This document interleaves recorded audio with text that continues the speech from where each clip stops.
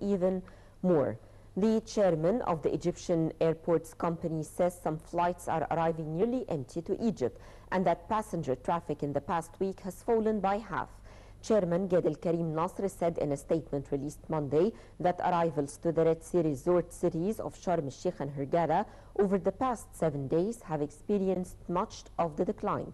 Due to the country's violent turmoil, some flights that can carry more than 100 passengers from Europe arrive with just 9 and return full from beach resorts. In a statement released Monday, the chairman said Egypt will likely see an even steeper decline in the number of visitors by next month. A number of airlines have cancelled their flights entirely, but Nasr did not disclose how many. Mr. Yehia, again, the tourism sector is one of the main and very important affected sectors due to the current situation in Egypt. How can we, in light, of course, of the current developments, try to encourage tourists to come even in some of the stable places? I mean, it's not necessarily they come to Cairo or Alexandria or in any of the governorates witnessing these protests. Well, I think it will be recovering soon after, of course, the end of the curfew, after ending the police operations to round up these terroristic elements and to put them on trial. I think the situation would be improving and tourists would come back to Egypt. But of course, who would come when they are when we have a curfew? When you cannot walk on the streets. But for example, of course, I'm not comparing, but for example, Turkey witnesses explosions and it has a very high tourism industry. Again, Lebanon, even during the war, it had high touristic numbers. Despite that, there was instability, and many other countries also. I'm not comparing, but I mean, tourists could come even if the country is not 100% stable, but it needs some effort. Of course, it needs some incentives, prices and charters, flight, and so on. But I think also the media, Western media, played a very passive role in this situation. Being focused on the situation, unstable situation in Egypt. I think in Turkey they didn't play the same role because Turkey is a part of Europe, and even transportation is better and more easier to go to Turkey because it's part of Europe, and by car you can go there. We hope that tourism will come back as usual, but with the end of the curfew, of course, with the comeback of normal life and moving the economy forward, I think Egypt will not face a problem in very short time to recover its position in tourism. Mm-hmm. And now moving to the Syrian issue, and from The Guardian we read, Tony Blair backs intervention against Assad regime in Syria.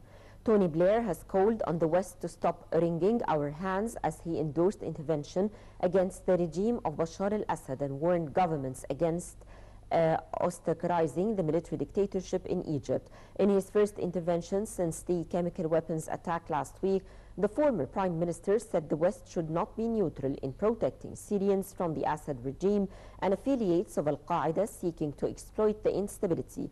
Blair made his remarks in an article in which he said the West should acknowledge the threats in Syria and Egypt. Blair acknowledged that people were acting cautiously after the Iraqi intervention. He wrote, "In this struggle, we should not be neutral, from the threat of the Iranian regime to the pulverizing of Syria to the pains of the Egyptian revolution, from Libya to Tunisia in Africa, Central Asia and the Far East. Wherever this extremism is destroying the lives of innocent people, we should be at their side and on it." These words mentioned by Tony Blair in his article in one of the main famous British newspapers, The Guardian. How do you see them? It's a clear intervention in the internal affairs of many of the Arab countries. Well, I think Tony Blair is not a relevant person in the political life in UK anymore. Normalmente they have a tradition that the ex-prime ministers don't comment a lot and don't participate in the political life. This is a try to still to maintain the lights around him. He was known that he's not a neutral, he's not even a good politician in analyzing situations. We have seen what happened in Iraq, and he participated and lied about the armament of mass destruction in Iraq, and it was a scandal for him in the UK and in the West, because he lied to his own people and to his own government. So I don't think Tony Blair is a relevant person in the international politics anymore, even though that they appointed him as a mediator in the Middle East. This was a very bad decision of the UN, and of course he didn't do anything good to the relation, even didn't do anything new in this process. You're mentioning now the Iraqi chemical weapons, and it was a reason for intervention. Do you think that the same Iraqi scenario is now repeating itself with Syria? But this time it's chemical weapons. They are targeting Syria as they targeted Iraq, of course. The same, or the almost the same plan for maybe this time they will not be able to intervene. But of course they are making the propaganda, or they are making the fiction about the Syrian government using chemical weapons, even without confirming this, even without knowing who did it. Investigations. Yes, we still have the investigation committee in Damascus. We don't know any results so far. They didn't even maybe start their work. We have seen also precedents before where the suspicions were about or around the Syrian opposition 2 or 3 months ago. Yes. They talked about the use also of chemical weapons, but they suspected that the Syrian opposition in that time, they were the one who used, and of course it was not confirmed, at least, that the Syrian government used it 3 months ago. So we don't know, and it's very unrealistic conclusion to conclude that the Syrian government was the one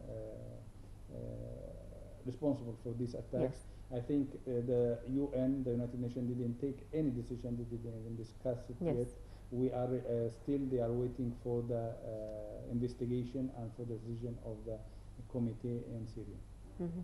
And do you think that what triggered now the Syrian crisis, that maybe the West, they did not succeed in intervening in Egypt, so they are trying to intervene in Syria in order, at least in front of their people, not to appear as a failure, for example? Of course, without any doubt.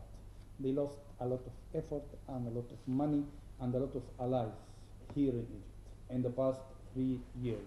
They lost Mubarak regime, who was an ally to them.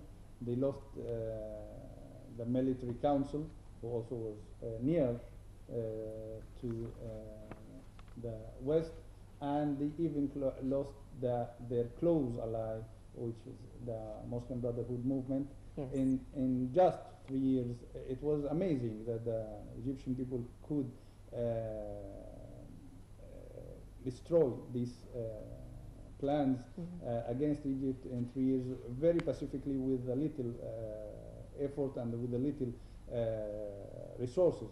We didn't use any financial resources. We just used some papers to protest and our votes, our voices in the streets. So of course the West has lost a lot of money because they paid a lot to protect their allies. So they should compensate for this in Syria. They are trying to recompensate the situation in Syria, try to gain some position in Syria, and try not to lose the whole Middle East, because the whole Middle East is in revolt, is trying to liberate himself from these shackles of economic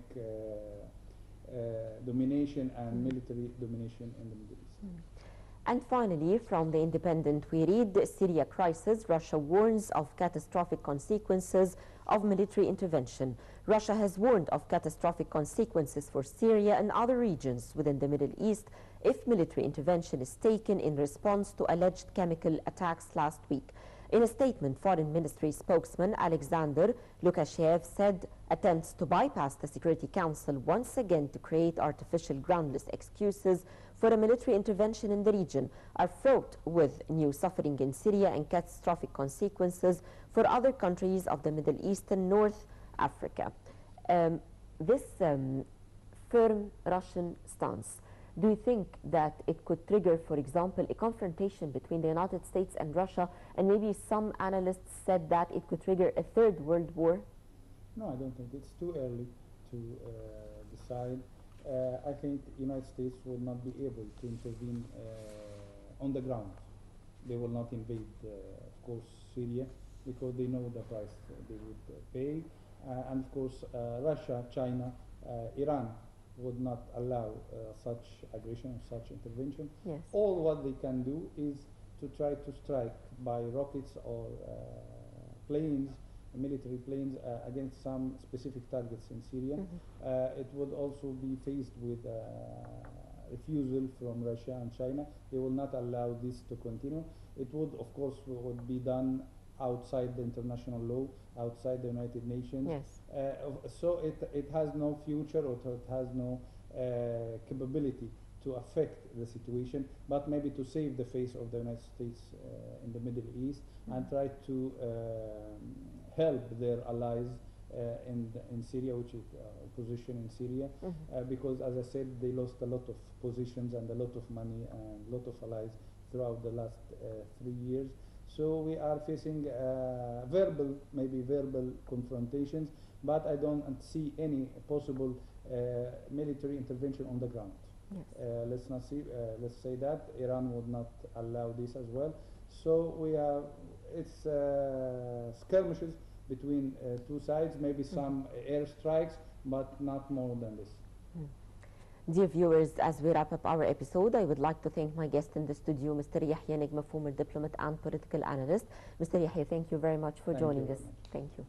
And we hope you enjoyed today's episode. Many thanks for watching, and stay tuned for more coming up on Nile International, and have a pleasant evening.